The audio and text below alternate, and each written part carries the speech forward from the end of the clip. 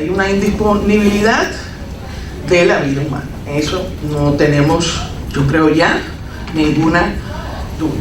Y entonces se han presentado también algunos ejemplos de derecho.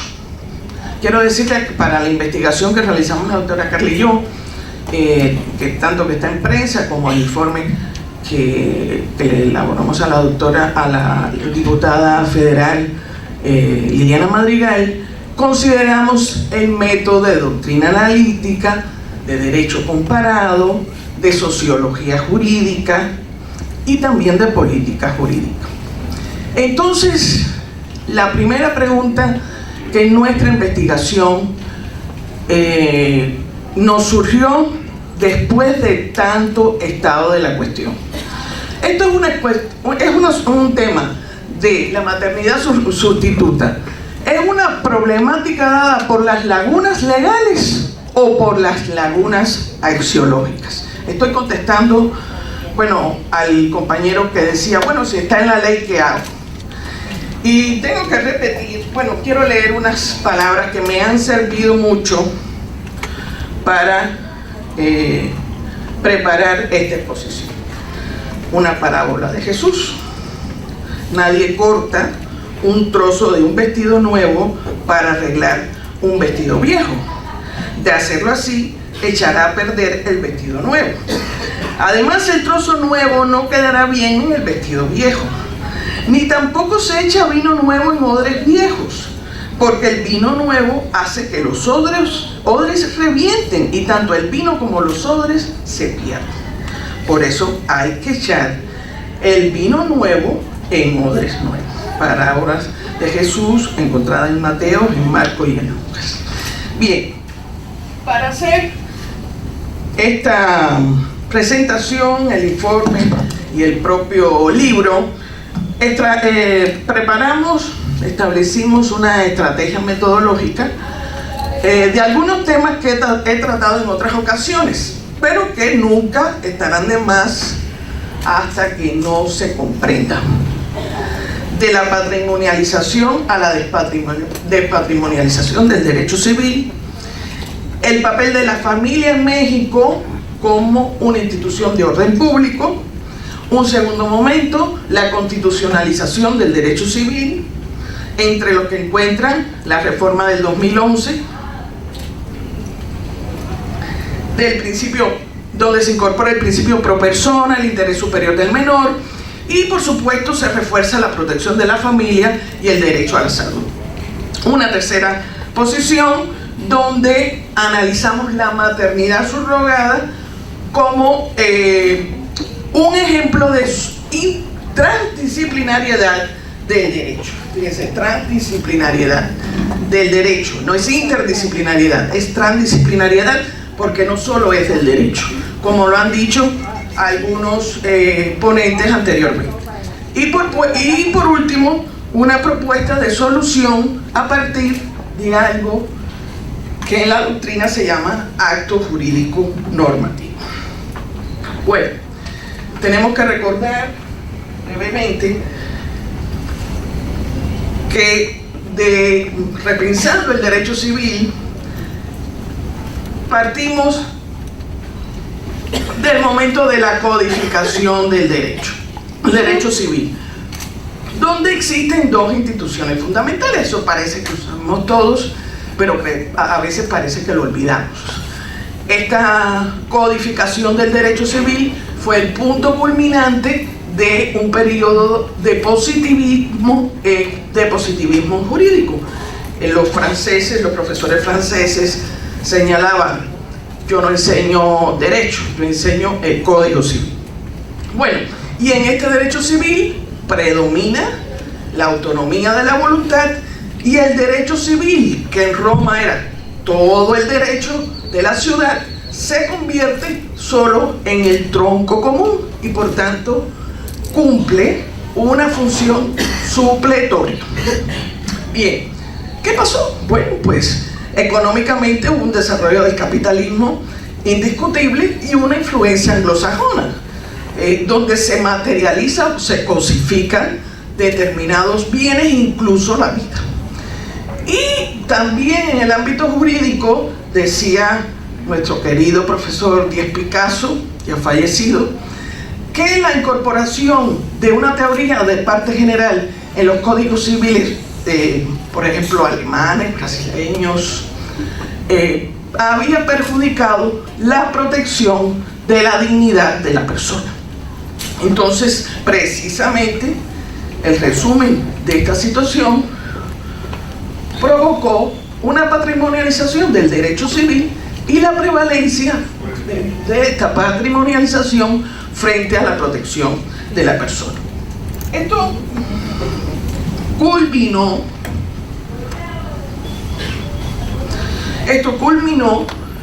con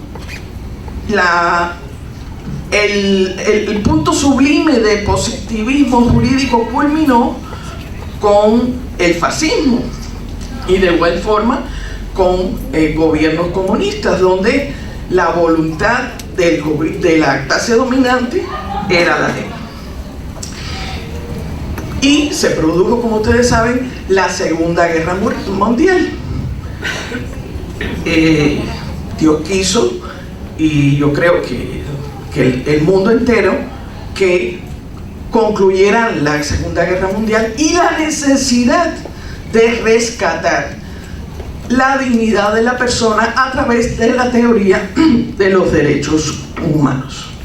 Entonces, a partir de 1948, cuando nace la ONU y la teoría de los derechos humanos, empieza una crisis del positivismo jurídico.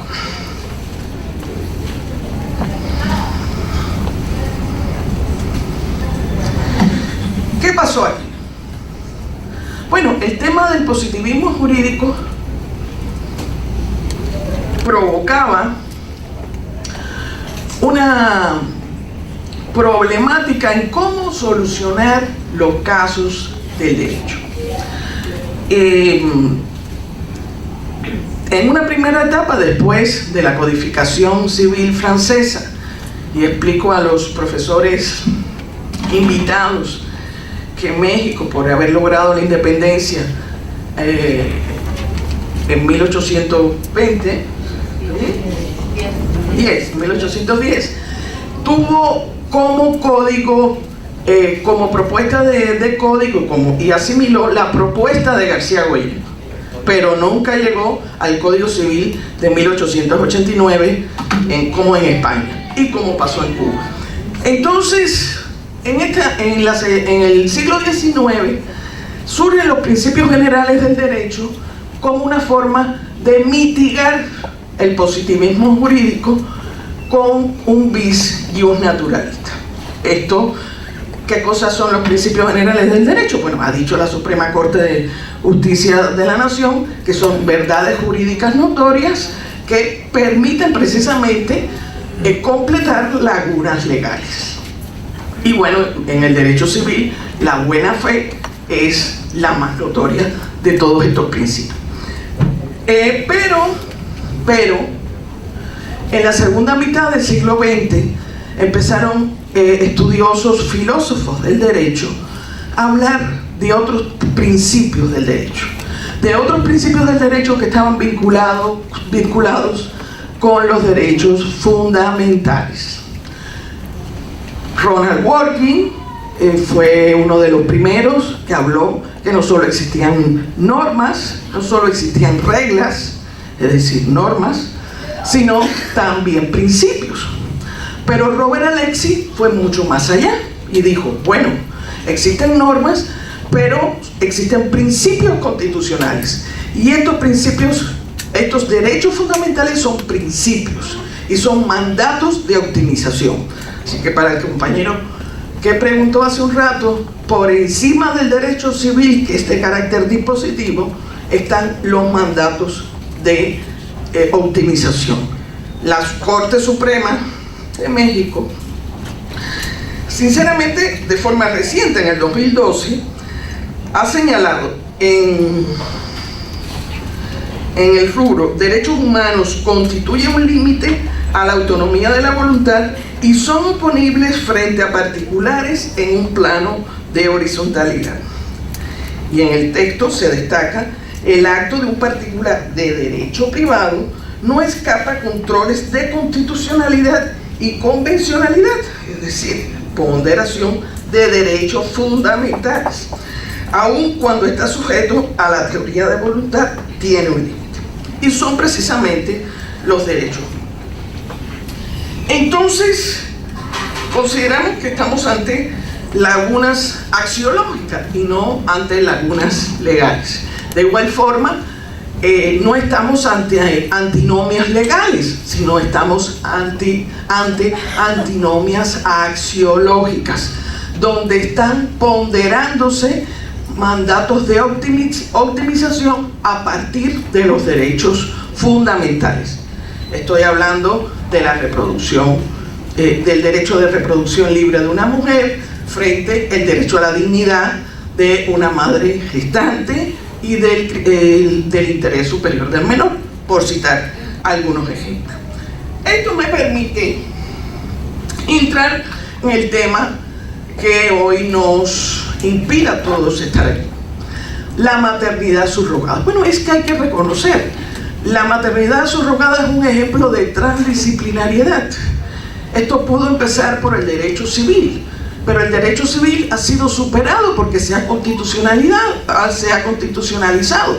Los principios fundamentales del derecho civil o la propia autonomía de la voluntad tiene que ceder ante la dignidad de la persona, es decir, los derechos humanos.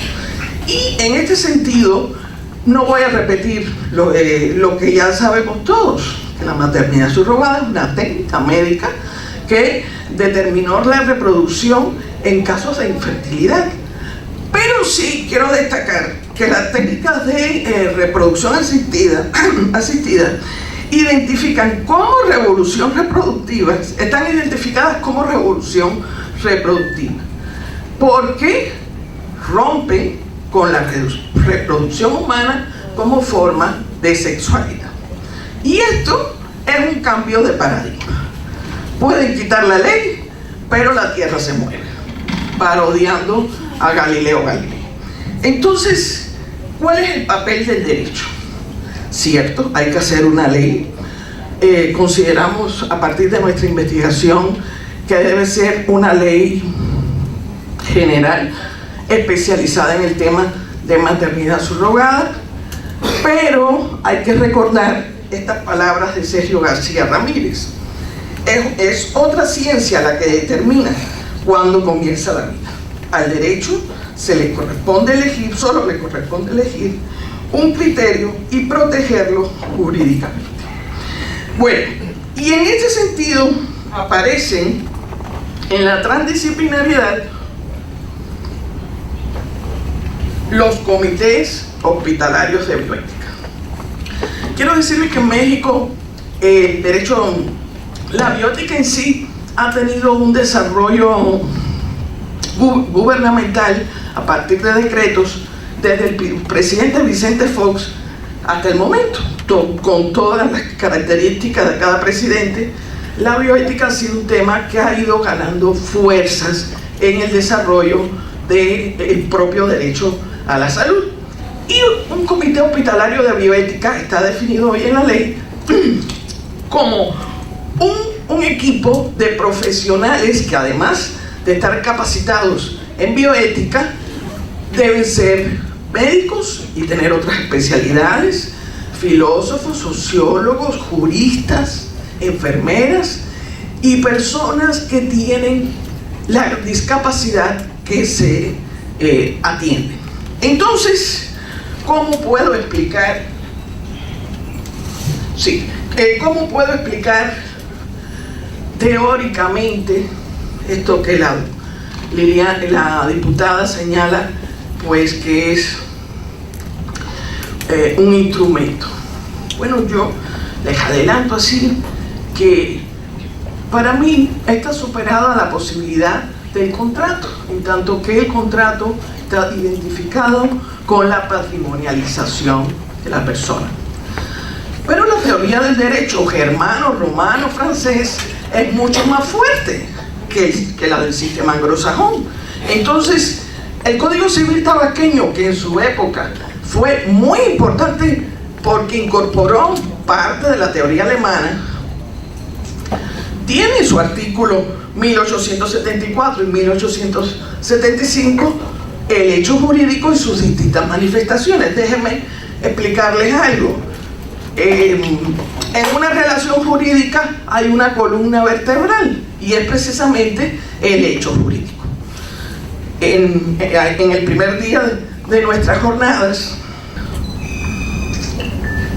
de las jornadas, en las palabras del doctor Ravelo se recordaba el libro que escribió la doctora Nidia, y ella ya decía: el derecho de familia es un acto jurídico. Quiero señalarles que en México el derecho de familia, a partir de jurisprudencia, tiene un concepto distinto al derecho civil, por orden público. Una jurisprudencia del 2011 dice: en el sistema jurídico mexicano, basado en un sistema constitucional y democrático, el derecho familiar es un conjunto de principios y valores procedentes de la Constitución y de los tratados internacionales. Bien, entonces, del hecho jurídico, como acontecimiento natural o voluntario, se derivan otras formas, y una de ellas es cuando ese acontecimiento voluntario es lícito, un hecho jurídico. Y cuando ese acontecimiento crea, modifica o extingue obligaciones, pues un convenio o un contrato. Pero también está lo que se llama en nuestro código, y lo pongo así para que se entienda más a lo tabasqueño, el acto jurídico normativo, en el artículo 1877. Bien, pues yo creo que esta posición teórica apoya la propuesta que tiene la diputada federal, porque el acto jurídico normativo es precisamente aquel que permite a las partes disponer siempre que cumpla lo establecido en la ley. Y en este sentido, el orden público tiene que poner un límite a estas irregularidades que se han visto manifestadas en este punto. Por último, quiero señalar algunas perspectivas que nosotros presentamos a la diputada como conclusión de esta investigación. La revolución médica superó el principio romano mater semper certares. En lo particular, como investigadora, yo creo que el derecho romano es bimilenario, ha cumplido una extraordinaria función social, pero hay momentos, como todo en la vida, pues se acaba. Y entonces hay puntos que ya están caducando dentro del derecho romano. Los principios de bioética, por cierto, han sido obviados en estos tipos de legislaciones, tanto de Tabasco como de Sonora. Entonces se ha confundido también, como decía al principio, un vestido nuevo con un vestido viejo. Se ha confundido unas técnicas de reproducción asistida, que son una revolución reproductiva innegable, con una institución romana como es la adopción. Pues la gestación sustituta debe ser regulada a través de una ley en la que se sostiene el acto jurídico normativo. Y en esa ley, además de todo lo que han dicho ustedes, se debe recalcar el carácter altruista en todo momento y sin ánimo de lucro. Y coincido con la diputada en que el médico autorizado por ese comité hospitalario de bioética debe entregar un certificado de nacimiento para lograr proteger el derecho a la identidad del médico. Y con ese documento se accederá al registro civil y la vida continuará dentro de los cánones del derecho civil establecido. obviando todas las demás dificultades que han existido. Muchas gracias.